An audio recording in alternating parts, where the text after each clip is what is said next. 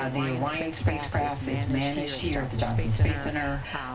We have been a part of the design, development, test of that vehicle, and it's had milestones along the way. We had our uncrewed Artemis 1 mission back in 2022, but now we have our astronauts on board, and they are demonstrating that that spacecraft is ready for us to have humans on board, for us to continue deep space exploration, which we have not done since 1972.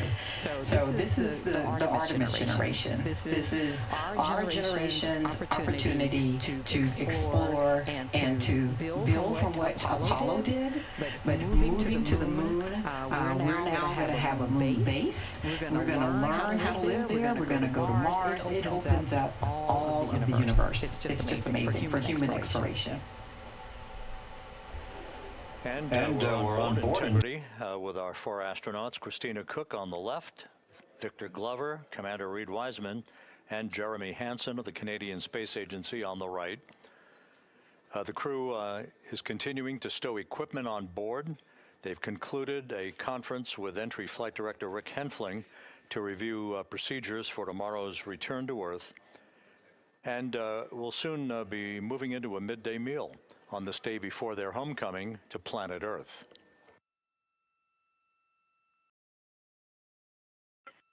And Jackie, while I have you, we just wanted to express even more our gratitude for these awesome, I'll call them drink notes and drink messages.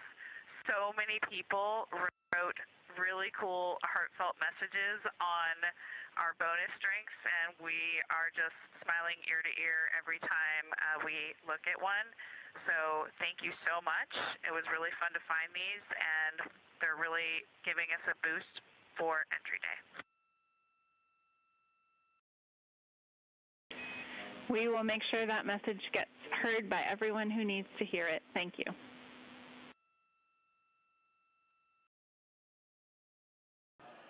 This is Mission Control Houston here in the flight control room. A welcome visitor, Charlie Blackwell Thompson, the Artemis launch director who kicked off this mission with the flawless launch of the Space Launch System and the 4 Integrity astronauts back on April 1st. She's here visiting at the Johnson Space Center, currently talking to her Ascent Flight Director, Judd Freeling, and the Entry Flight Director, Rick Henfling, who will be on tomorrow to preside over Integrity's return to Earth.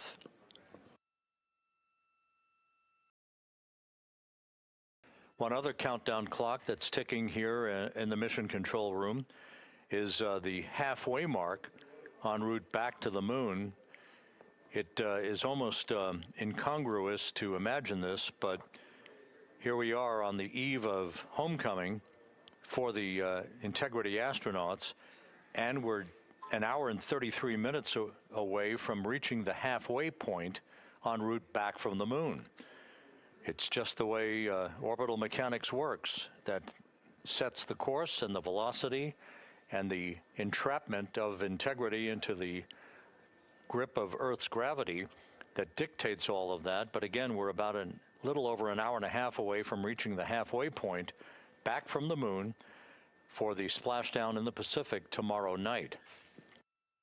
Again, ongoing discussions between Jeremy Hansen and Capcom Jackie Mahaffey here in Mission Control as the crew packs up from a cislunar camping trip.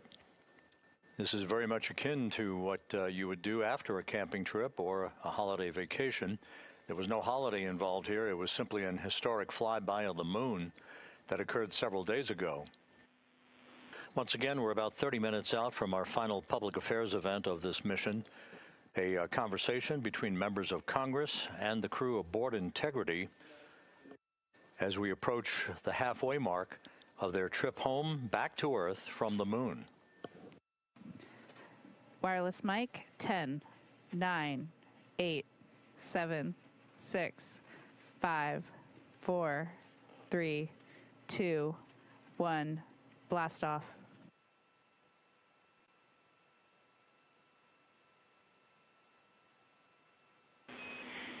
Copy, blast off. Good scene and voice. We'll be ready on time. And we have the camera off just to prevent overheating and battery drain. Confirm you got a good image coming down?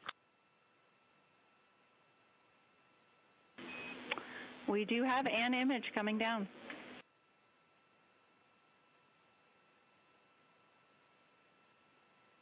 You know, Jackie, snark does carry across the cosmos. That delayed smile made me feel very good. Good evening, Artemis II crew. As you all approach your final day on this historic journey around the moon, the people of Earth remain inspired by your mission. They are energized by space exploration, and most importantly, they're eager to have you all home very soon. Now, NASA couldn't execute on our important mission without the steadfast support we receive from the United States Congress, who work with the agency to make sure it has the right direction to expand American leadership in space and the necessary resources to execute on our world-changing mission. Now, we have several NASA congressional supporters online today, and they have a few questions they'd like to ask you on behalf of their constituents across the country. I can only imagine the awe and wonderment you feel, but I want to just start by saying thank you. You are inspiring. That is not hyperbole when Jared speaks about the people of Earth. Across the planet, people are watching you and amazed, watching you put food packets away, as we were doing just a few minutes ago, watching you float around with the floating head, and you are bringing people together all across our globe. So thank you.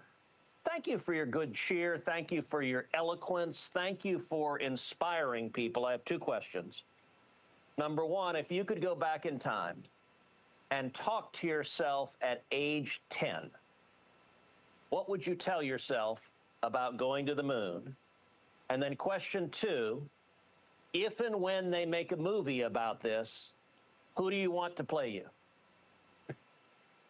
Well, sir, it's an honor to be with all of you, and please say hello to all of our colleagues there at Johnson Space Center. We can't wait to be back. My 10-year-old self, I recently found some photos of myself on a family vacation at Kennedy Space Center, and we were posing in front of the Saturn V rocket with my siblings and my parents. And if I could have told that little girl who took home a picture of Earthrise and hung it in her room that she would eventually launch from that same place to see that same view, I'm pretty sure she would not believe it. But even though I still can't believe it, and she certainly wouldn't believe it, she chased that dream, and it ended up happening. It's such an honor to hear that we've inspired. That's truly one of the top things that we ever wanted to do. And I am definitely not answering the movie question. That's going to be for Reed. Senator Cruz, it's great to talk to you, and thank you for visiting our friends and family there at the Johnson Space Center. That is fantastic.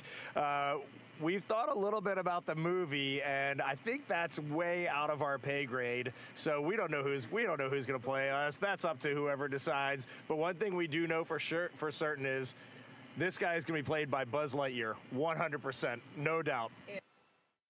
I have a question from one of our local voters here in Indian River County. Her name is Renee, and she said, what were you thinking when you were going around the moon, the furthest ever from Earth, on the dark side of the moon? We'd love to hear your thoughts as you made your way around the moon out of radio contact. So during the time of the nearest approach to the moon, we were doing so much science. I took a brief moment to say a short prayer of gratitude for being sent on this mission and trusted with, bringing back scientifically relevant information. And I also just felt like I was hoping that people looked up and were watching to see when we came back into communication, and that maybe there was a chance that folks would feel a sense of togetherness. We have a moment of silence whenever something solemn and that requires reverence or someone that we love has passed away, but maybe we could call it a moment of togetherness. As we were in radio silence, I was really hoping that we could just have a sense. You heard the word togetherness a lot from our crew, and really was hoping that while we were waiting to get back in contact, that people could just feel that sense of togetherness, that we were all a crew on Spaceship Earth. And integrity, just over 10 minutes ago, as you were having that event, you passed the halfway home mark.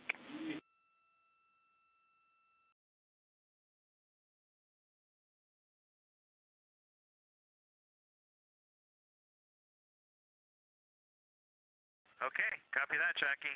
Sounds like the next 24 hours we're gonna accelerate quite a bit then. Absolutely. This is Artemis Mission Control in Houston, Texas. The final targeting for the upcoming Return Trajectory Correction burn, or RTC-2 burn, has been completed, and we do expect that RTC burn to take place in about 29 minutes from now. As of right now, it's expected to be a 5.37 foot per second delta velocity burn and approximately a 9-second burn. This will be using the 8 auxiliary pulse-X thrusters on the Orion spacecraft.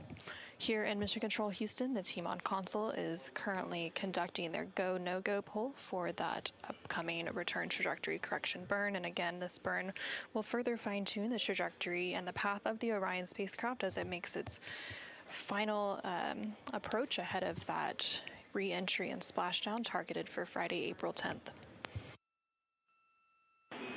Integrity Houston, tank pressures are good for the burn.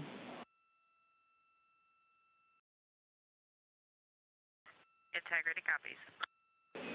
Integrity Houston, maneuver to burn attitude starting in approximately 3 minutes.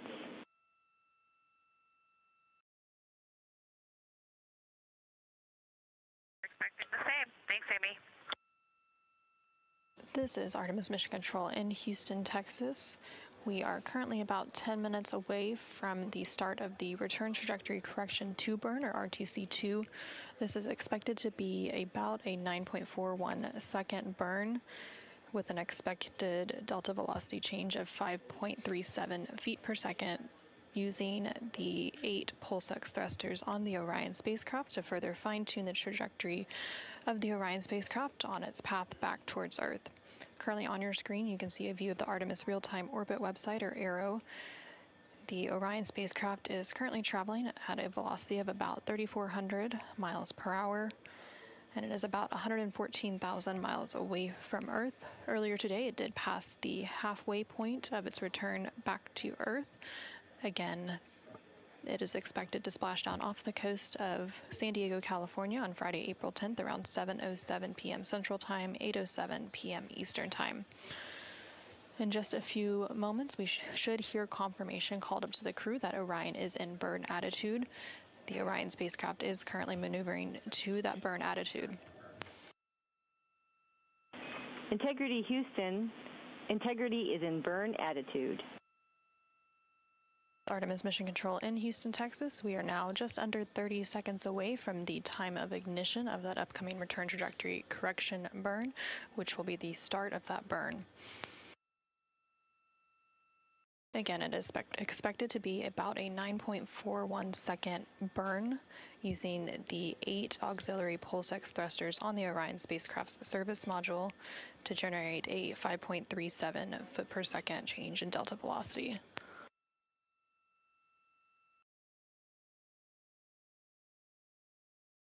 And we do have confirmation that the Return Trajectory Correction burn has started, that taking place at 9:53 p.m. Central Time, 10:53 p.m. Eastern Time. And we also now have confirmation that the burn has completed, again, that taking place at 9:53 p.m. Central Time, 10:53 p.m. Eastern Time.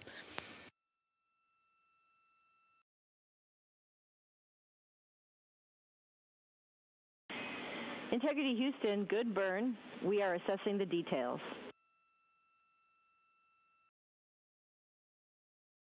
We see the same and copy. This is Artemis Mission Control in Houston, Texas, and we do have that confirmation that the recent Return Trajectory Correction burn was completed, and it was a good burn. Teams on the ground assessing the details, but it was expected to be a 9.41 second burn for a 5.37 foot per second delta velocity. Again, these Return Trajectory Correction burns help to fine-tune the Orion spacecraft's path as it makes its way back to Earth, and this was the second in a series of 3 Return Trajectory Correction burns, with that first Return Trajectory Correction burn taking place on Flight Day 7, and the final Return Trajectory Correction burn is expected to take place on Flight Day 10, about 5 hours prior to entry interface. Integrity Houston, confirm a good burn, and prop post-burn reconfiguration is complete. I might have actually recorded that first, but that'd have been that was awesome. We copy all, and we have a gorgeous view of you out window 2. Awesome, we're waving at you.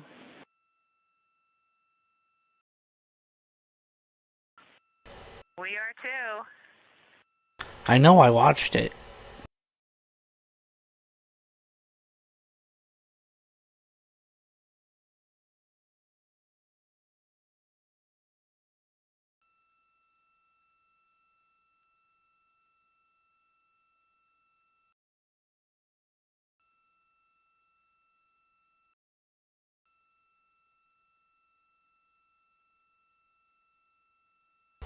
And I'm gonna try to catch the return tomorrow.